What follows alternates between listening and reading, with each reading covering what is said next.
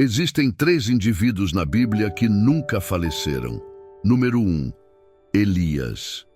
Em um dos períodos mais sombrios de Israel, Deus convocou Elias. Durante esses períodos, Israel era governado por um dos piores monarcas, conhecido como Ehab. Ele se destacou como um dos maiores profetas de Israel e residia na Galida, na área transjordaniana. Os monarcas exigem mais de suas vidas do que a maioria dos monarcas, mesmo que não exista um livro dedicado a eles. A sua interação com os profetas de Baal, ou Monte Carmel, aumentou sua fama.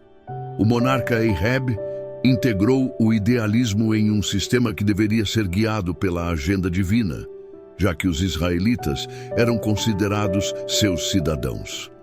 Israel foi prejudicado devido à má administração.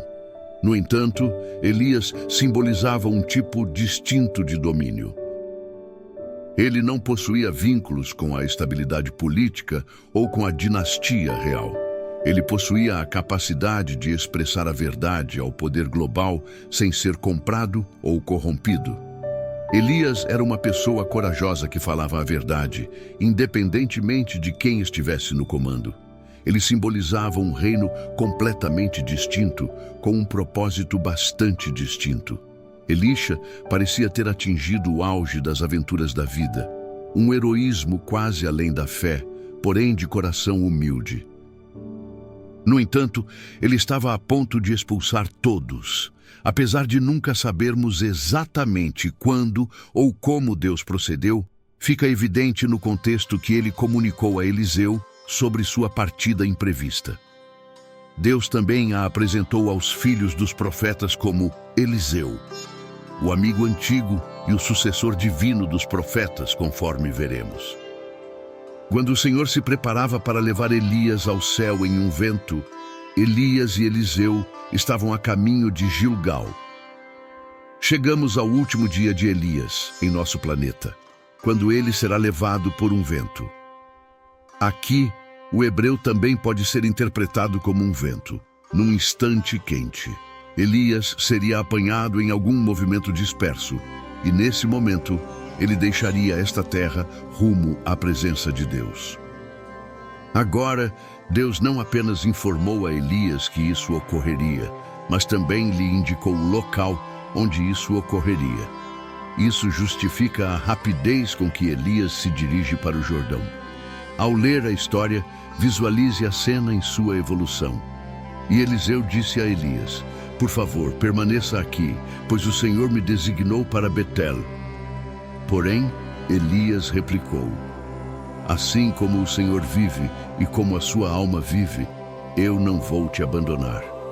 Portanto, eles se dirigiram a Betel. Agora, os descendentes dos profetas em Betel chegaram a Eliseu e lhe perguntaram: "Você tem consciência de que o Senhor levará seu mestre embora hoje?" "Sim, eu o conheço. Permaneça calado sobre isso." Elias falou para ele: "Eliseu, por favor, permaneça aqui, pois o Senhor me designou para Jericó." No entanto, ele afirmou: "Assim como o Senhor vive e como a sua alma vive, eu não irei te abandonar." Portanto, eles se dirigiram para Jericó. Os filhos dos profetas em Jericó chegaram perto de Eliseu e lhe perguntaram: "Você tem consciência de que o Senhor levará seu mestre embora hoje?" E ele replicou: "Sim." "Permaneça calado sobre isso." Elias lhe disse: "Por favor, permaneça aqui, pois o Senhor me designou para Jericó." No entanto, ele afirmou: "Assim como o Senhor vive e como a sua alma vive, eu não irei te abandonar." Portanto, eles se dirigiram para Jericó. Os descendentes dos profetas fizeram a mesma pergunta a Eliseu em Betel e Jericó: "Sabe que hoje o Senhor levará seu mestre embora de você?" Eliseu respondeu a mesma pergunta tanto em Betel quanto em Jericó: "Sim, conheço-o. Por gentileza, evite falar sobre isso." Gilgal era a localização inicial, segundo Jóshua 4, Gilgal era o ponto de encontro dos filhos da campanha israelita após atravessar o Jordão rumo a Canaã. Se você se recordar da sua narrativa bíblica, este era o momento em que eles ainda se encontravam seguros, apenas antes de iniciarem a ocupação do território adversário. Gilgal marcava o início da última viagem de Elias. Elias seguiu para Betel, um local destinado à oração. Betel é a residência de Deus. Por fim, Elisha se dirigiu ao Jordão, um local de morte, não somente física, mas também da própria existência. Eliseu declarou a Elias ao chegar no Jordão, seu último destino na terra: "Como o Senhor está vivo, eu não o abandonarei." Elias tentou se afastar de Eliseu desde Gilgal. Não acredito que ele estivesse tentando se desvencilhar de Eliseu, já que estava colocando seu companheiro próximo, seu futuro sucessor, à prova. 50 homens dos filhos dos profetas se juntaram a eles para observar a distância, sendo que 2 deles estavam próximos ao Jordão. Elias pegou seu mantel, sua roupa e os jogou para cima, empurrando as águas, até que os 2 se encontraram em terra seca. Quando se encontraram, Elias falou para Eliseu: "Pergunte-me o que farei por você antes de ser arrancado de você." Eliseu respondeu: "Por favor, permita que uma parte do seu espírito esteja em mim." Ele afirmou: "Você solicitou algo complicado. Contudo, se você me vir sendo retirado de você, isso será por sua causa. Contudo, caso contrário, isso não ocorrerá. Se assemelha ao milagre que aconteceu há séculos, quando Deus, de forma miraculosa, dividiu o Mar Vermelho, possibilitando a Moisés e aos filhos de Israel a travessia em terra seca. Neste cenário, as águas do Jordão se dividiram, possibilitando que Elias e Eliseu atravessassem o rio em terreno seco. Assim, Elias se aproxima de seu amigo e questiona: "O que eu posso fazer por você antes de partir? Antes do Senhor me retirar deste lugar?" 2 Coríntios 2, versículo 11. Enquanto dialogavam, de repente, uma carruagem de fogo com cavalos de fogo surgiu e separou os 2, levando Elisha ao céu em um vento. Isso é incrível. Estavam a caminhar juntos e dialogando. Eles não estavam cumprindo profecias ou preenchendo espaços naquele período. Eram apenas 2 amigos íntimos caminhando e dialogando juntos. Deve ter sido um instante incrível. Segundo a Bíblia, um carro de fogo e cavalos de fogo surgiram e Elisha ascendeu ao céu em um vento. Portanto, ele ascendeu ao céu num sopro, num instante. 2 Coríntios 2, versículos de 12 a 15. Bíblia expandida. Eliseu o observou e derramou lágrimas, e ele nunca mais encontrou Elias. Então ele pegou suas próprias vestimentas e as rasgou em lágrimas. Ele agarrou o manto de Elias que lhe caiu e retornou para se sentar no banco de Jordão. Ele pegou o manto de Elias que havia caído dele e atirou às águas, questionando: "Onde está o Senhor, o Deus de Elias?" Ao mesmo tempo em que ele havia impulsionado as águas, eles se dividiram dessa maneira, e Eliseu atravessou. Ao observarem o oposto em Jerico, os filhos dos profetas declararam: "O espírito de Elias continua em Eliseu." Eles vieram para conhecê-lo e se ajoelharam diante dele em consideração. O acordo de Elias de não morrer sempre foi eficaz. Nada divino se extingue quando um homem ou mulher de Deus falece. Temos a tendência de esquecer isso. Elias serve como um modelo inicial e Deus sempre tem um propósito. Pense nisso. Ele contou com homens e mulheres ao longo dos anos para prosseguir com seu trabalho. Deus jamais demonstrou frustração ao questionar: "O que meus homens farão agora que ele partiu? Agora que ele já não está entre eles?" O nosso Deus é todo-poderoso e nunca está sem recursos. Eliseu se retirou e assustou-se por um período, porém isso não se prolongou por muito tempo. Ele se abaixou e tomou posse do trono dos profetas, recordando as palavras de Elias. Ele atravessou o Jordão, reivindicando o poder que agora lhe pertencia, e iniciou sua própria ministra profética a partir daquele momento. Número 2. Enoque. A primeira menção a Enoque pode ser encontrada no capítulo 5 de Gênesis. Existia um Enoque, que era descendente de Caim, mas este não corresponde ao mesmo Enoque. Aos 65 anos, Enoque se tornou o pai de Matusalém. Com base no nosso entendimento bíblico, sabemos que seu filho, Matusalém, foi o indivíduo mais velho vivo documentado na Bíblia. Ao analisarmos as genealogias na Bíblia, perceberemos que Enoque foi o avô de Noé. Jude 14, Bíblia ampliada. Esses homens foram profetizados por Enoque na 7ª geração após Adão, quando ele declarou: observe, o Senhor veio com miriades de seus santos. Jude afirma que Enoque alertou sobre a sentença do Senhor contra eles. Enoque era um homem que estava ao lado de Deus durante a queda moral de Noé e falou sobre o julgamento que estava por vir. Em um período onde a maioria dos seus antepassados apenas guardava o registro de sua própria existência e dos filhos que tiveram, Enoque é como um sopro de ar fresco. Enoque foi apresentado como outros, contudo sua declaração é notável. A sua descrição é breve, porém densa e densa. Isso indica que algo em seu sincero relacionamento com Deus foi traduzido. A sua existência tem servido como um santuário para inúmeras pessoas em diversas gerações, ensinando-nos a viver para um público específico.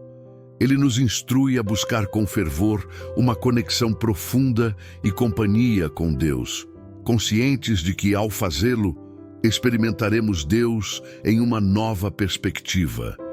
Gênesis 5, versículos 18 e 24, Bíblia ampliada. Jared, com 162 anos, tornou-se o pai de Enoque. Jared viveu 800 anos depois do nascimento de Enoque e teve outros filhos e filhas. Portanto, Jared viveu 962 anos até o seu falecimento.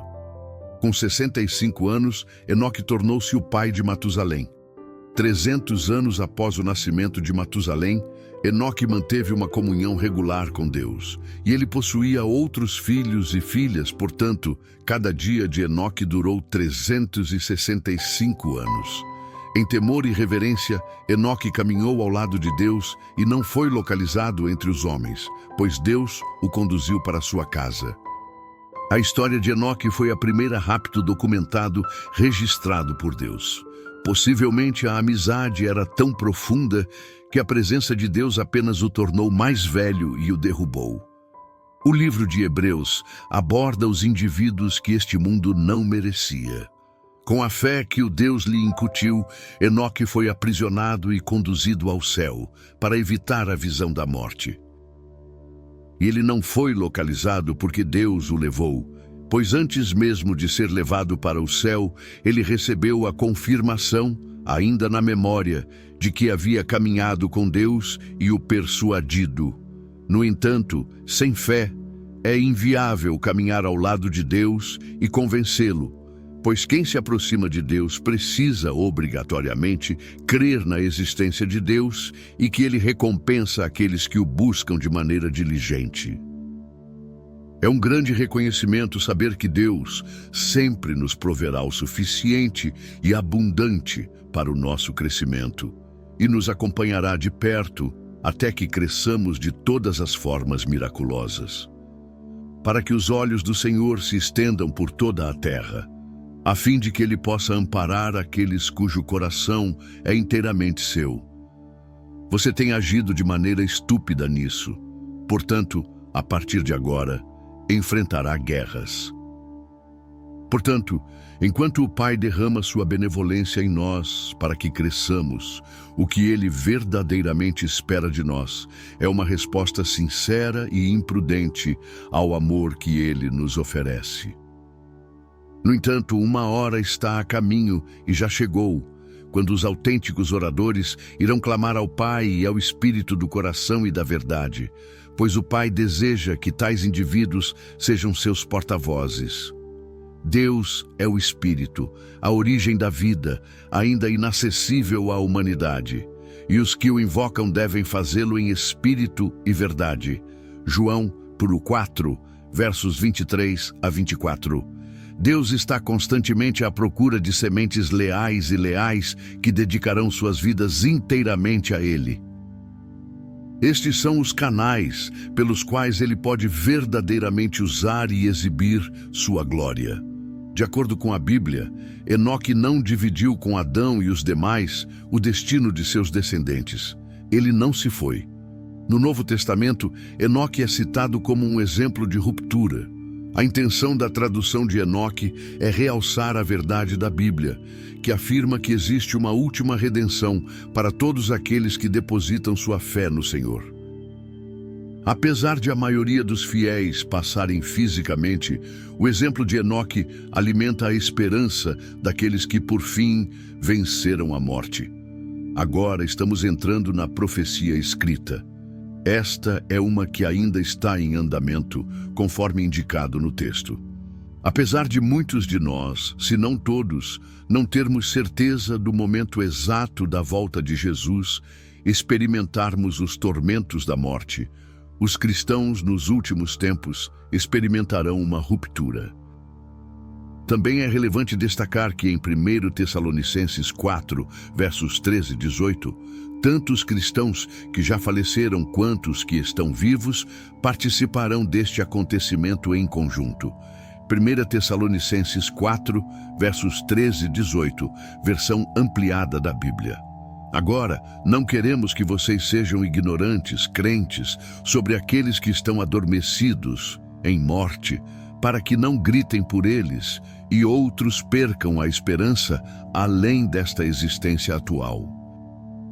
Porque, se realmente acreditarmos que Jesus morreu e ressuscitou, como de fato ele fez, Deus, da mesma forma que os ressuscita, levará consigo aqueles que dormiram em Jesus. Porque, conforme a palavra do Senhor, nós que ainda estamos vivos e persistimos até o fim, jamais agiremos em sua presença aqueles que dormiam em morte. Porque o próprio Senhor descerá do céu com um grito de ordem, acompanhado pela voz do arcanjo e pelo tocar da trombeta divina, e os que estão mortos em Cristo serão os primeiros a ressuscitar.